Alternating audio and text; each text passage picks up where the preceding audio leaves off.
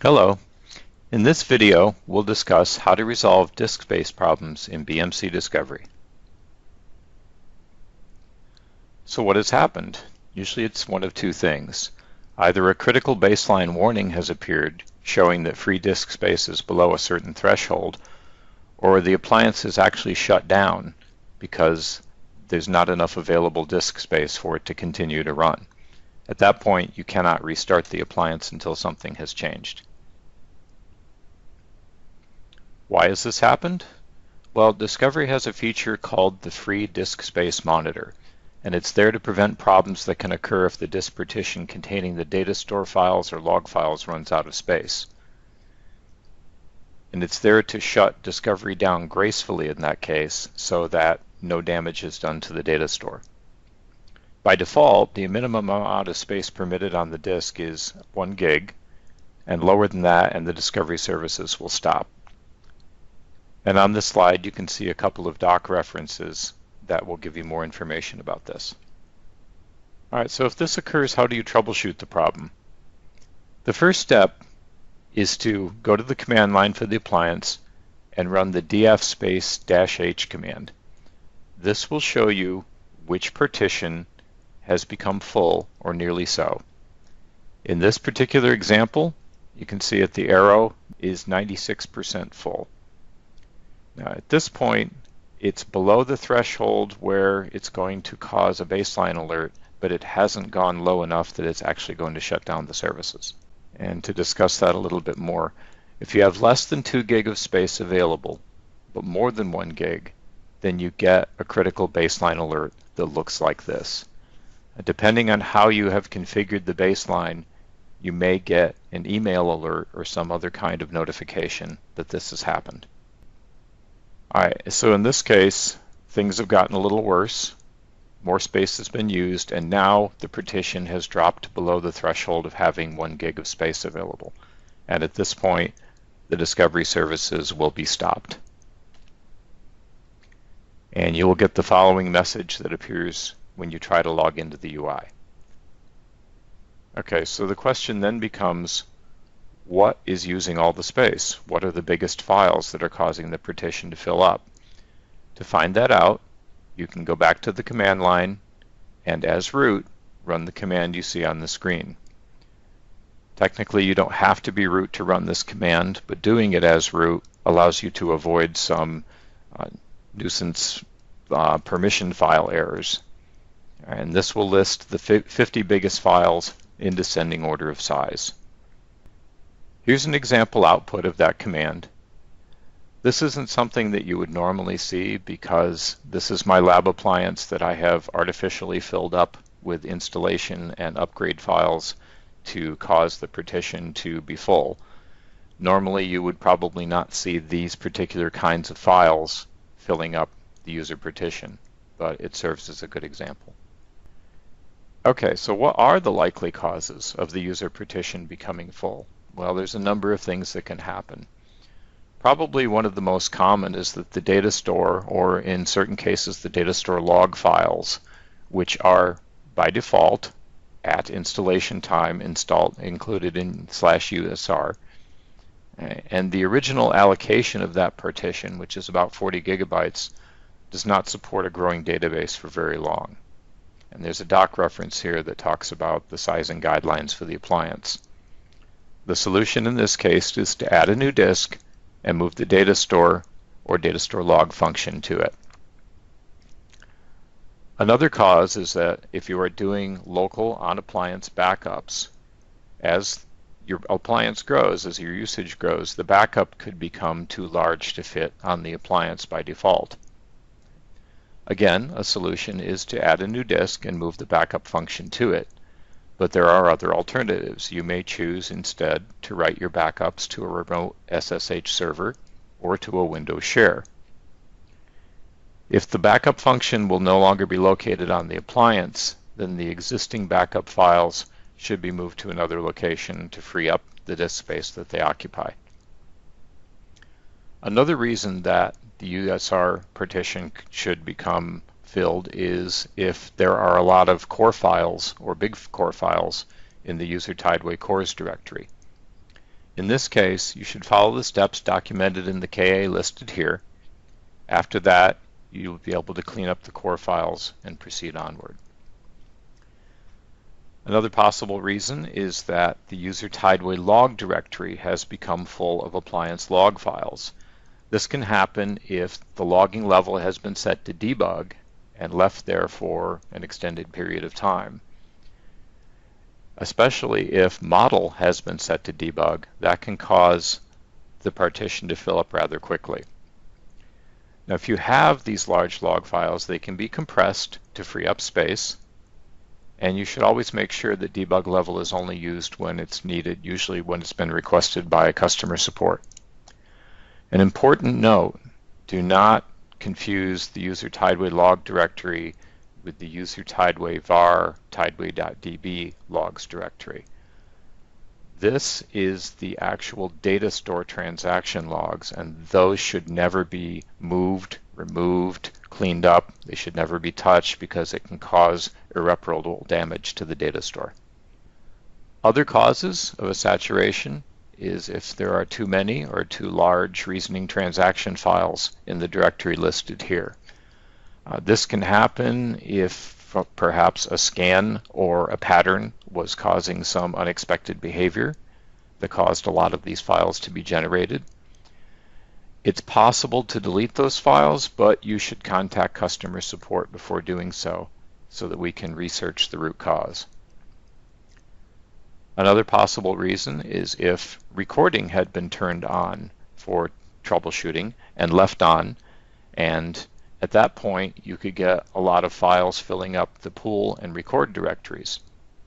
You can delete the contents of these folders, but leave the folders themselves. And finally, one possible cause is if a lot of large troubleshooting files had been gathered for customer support and they had accumulated in user Tideway var gather. Eventually that could cause a space issue as well. Okay, so how do I move something to a new disk? Well, if the user partition is full, or nearly so, you may be able to move or remove some files to allow the discovery services to start. And the list here is basically the ones that we have just talked about.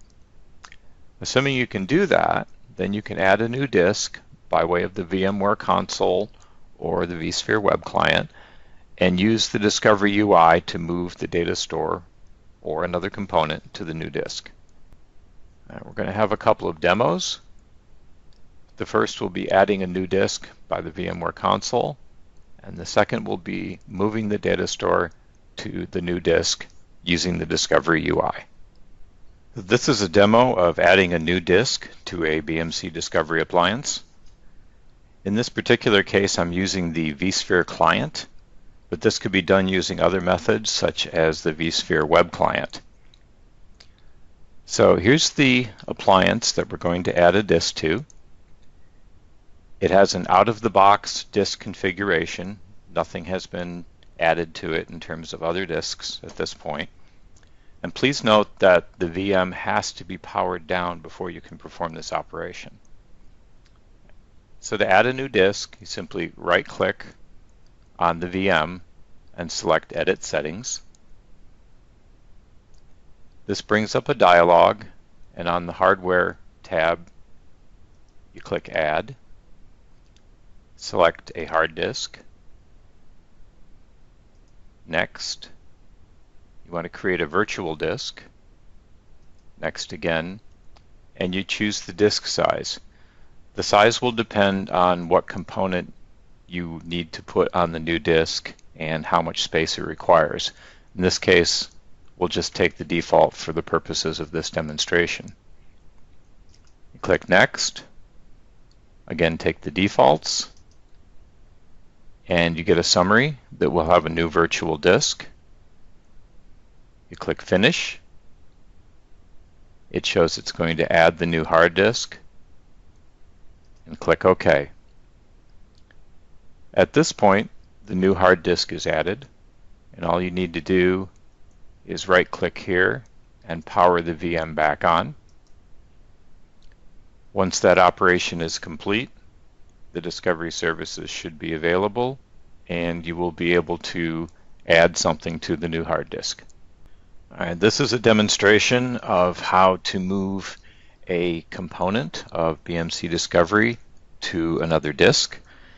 And in this demonstration, we're assuming that the data store on the appliance had caused the /usr file system to fill up, but we were able to remove enough other files to start the discovery services and thus get access to the UI.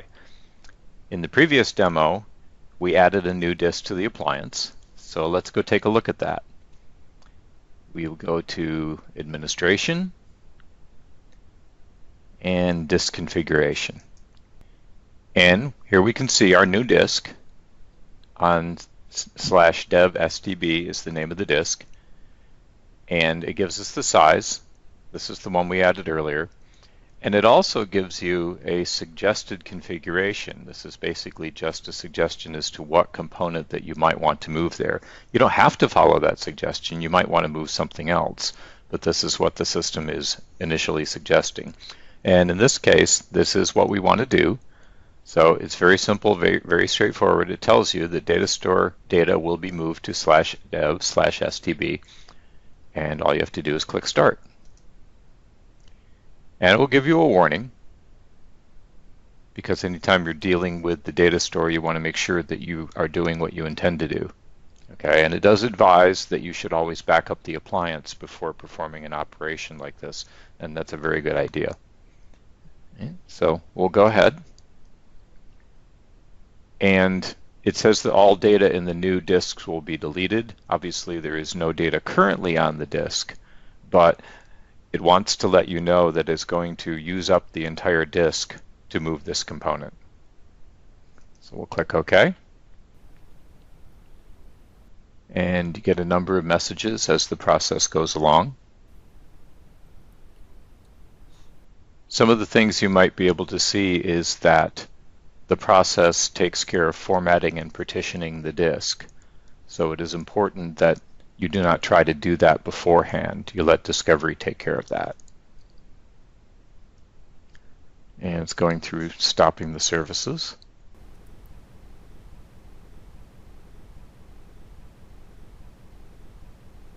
And making sure there's enough room on the new disk. And doing a copy of the data, which, since it's pretty small in this lab appliance, should not take very long. One of the questions that is sometimes asked in this operation is how long will it take to copy the data store data? And the answer is that it's really not quite possible to give a good estimation of that, because it depends on so many variables. Obviously, the size of the data store is the biggest one. It could also have to do with the amount of memory in the system and the I/O speed of the disks being used, things like that. So there are a lot of factors involved. At this point, the copy is complete. We're starting the services back up.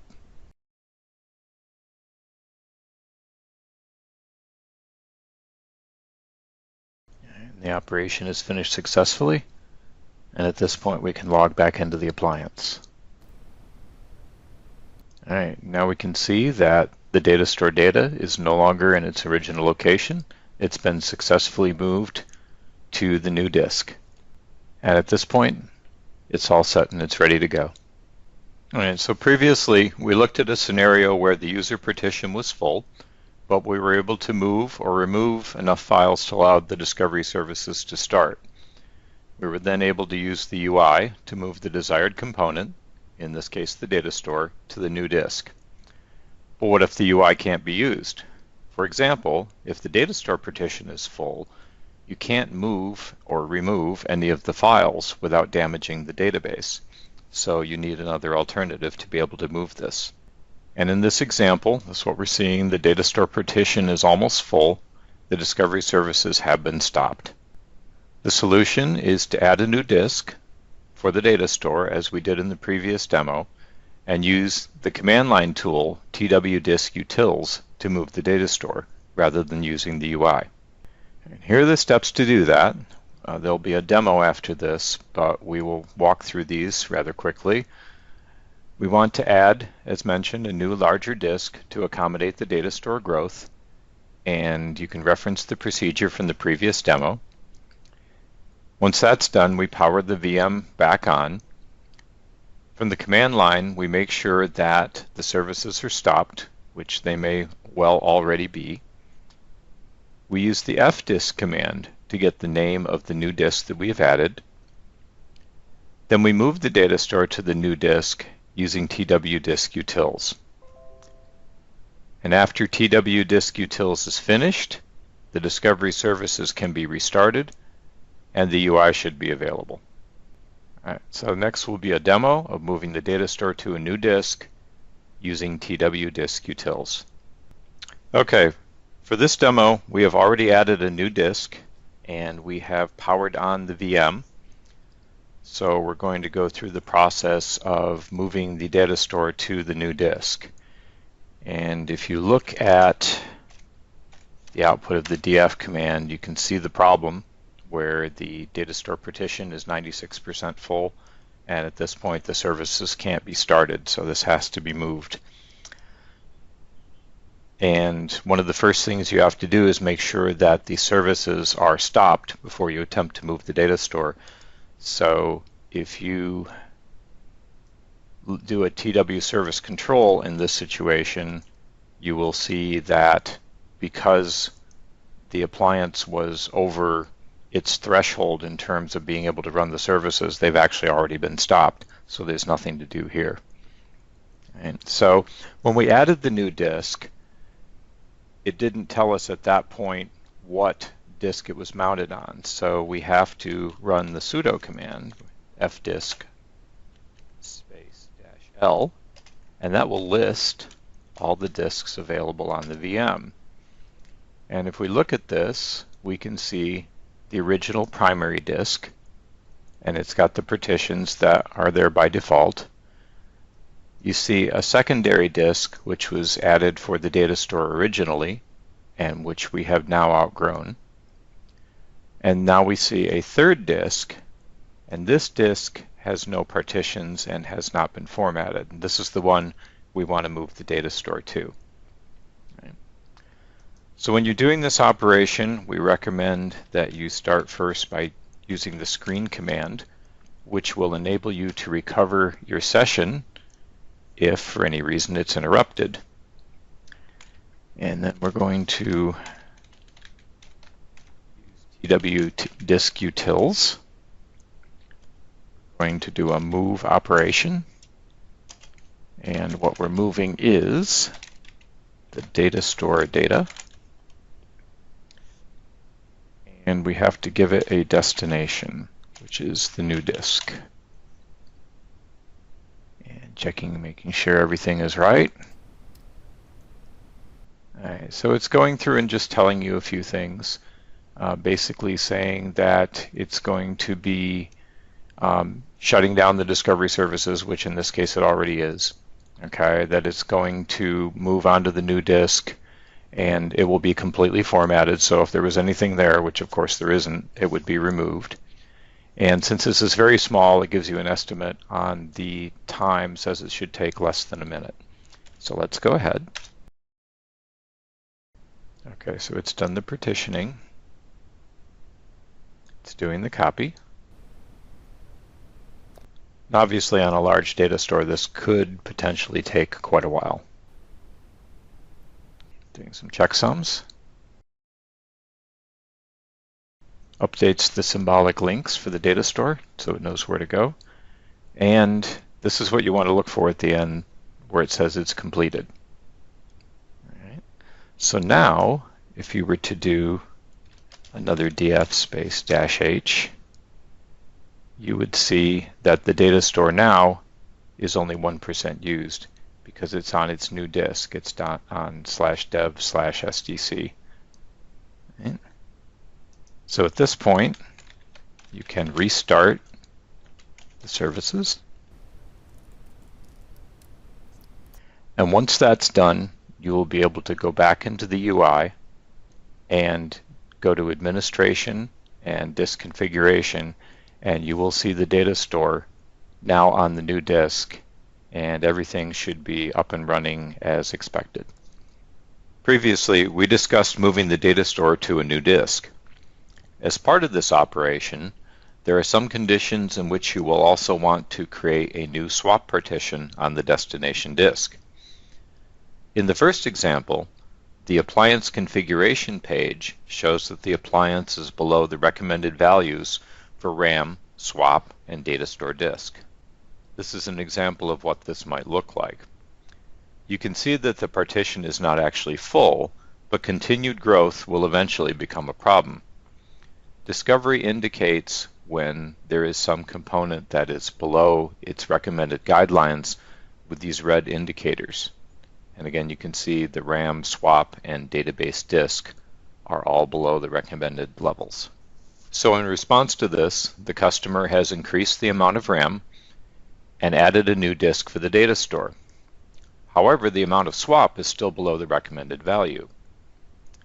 In this case, the disk configuration page will suggest that a new swap partition be added to the new disk. Here you can see that the new disk has been added.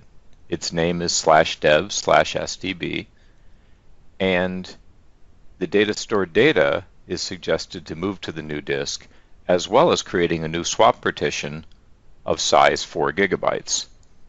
Then after the operation is complete, you can see that both the data store data and the swap partition now reside on this disk. It's important that this is done in one operation, because after the move is done, you will no longer be able to add additional information, like a swap partition, to the disk because Discovery has allocated the complete disk. In the second example, we have a data store that was already moved to its own partition, but since then has continued to grow and is starting to fill up that partition. So the solution is, as before, to move it to a larger disk. But once the move is complete, it's common for the old disk to be recycled, which would remove the swap partition that Discovery still needs.